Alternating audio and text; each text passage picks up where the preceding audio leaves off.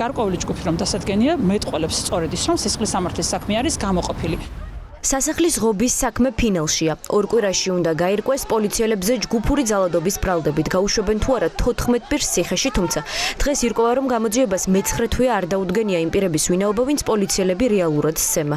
კარგად შენიღბული და აქციის მონაწილეებში შერეული 10-მდე მოქალაქე, რომელიც ღობის გადანგრევის და ფიზიკური დაპირისპირების შემდეგ ადგილიდან უბრალოდ ქრება, იდენტიფიცირებული დღემდე არ არიან. არსებობს ეჭვი, რომ ესენი იყვნენ პროვოკატორები, რომლებმაც მშვიდობიანი აქციის დისკრედიტაციას სცადეს.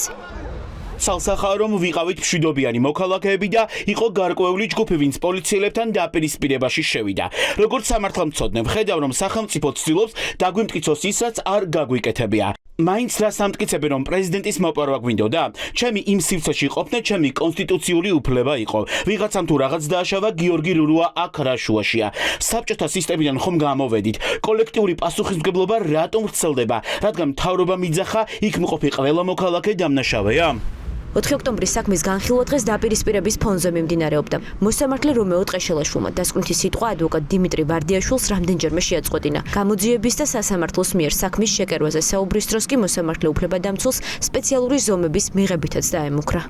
საღამოს 7 საათზე შემოვიდა საქმე სასამართლოში და 9 საათსა და 53 წუთზე უკვე ჩატარებულია ბრალდებულის პირადი ჩხრეკა. მარტო თბილისიდან ხობამდე რომ გაევლო გზა გამომძიებელს დედანის ჩამოტანაზე მინიმუმ 3 საათი დასჭირდებოდა. რამდენ ხანში გაეცნო მოსამართლე 2000 გვერდიან საქმეს, თუ უკვე წინასწარ არ იყო გადაწყვეტილი დაკავება.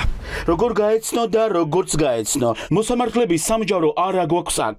გაძლევთ შენიშვნას. თუ არ ემორჩილებით, მივიღებთ შესაბამის ზომას. ნანა შამათავას და ლელა მარიდაშვილის შეფასებებს არ მოვისმენ.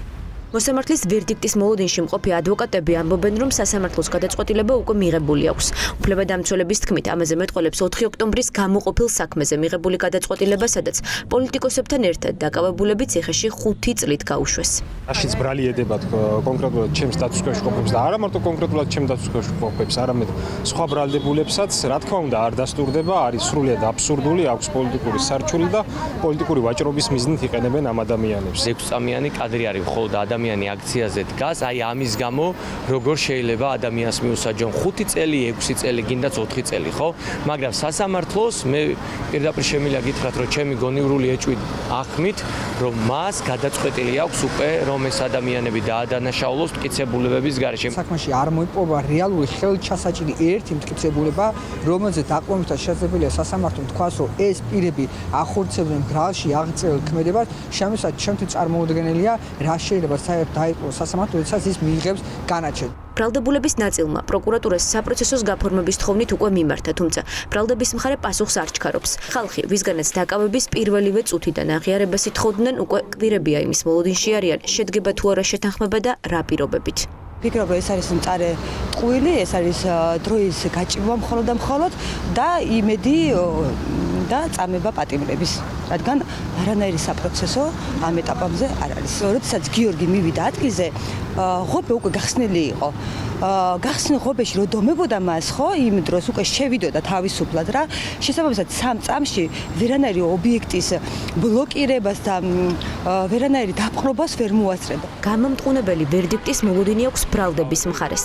საქმის პროკურორის თქმით, გამოკვლეულმა მტკიცებულებებმა დაადასტურა, რომ განსაზღვრელი სკამზე მყოფი 14-ვე ბრალდებული ჯგუფურ ძალადობაში მონაწილეობდა და 4 ოქტომბრის ღამეს საპრეზიდენტო სასახლის ხელში ჩაგდების მოტივით მოქმედებდა.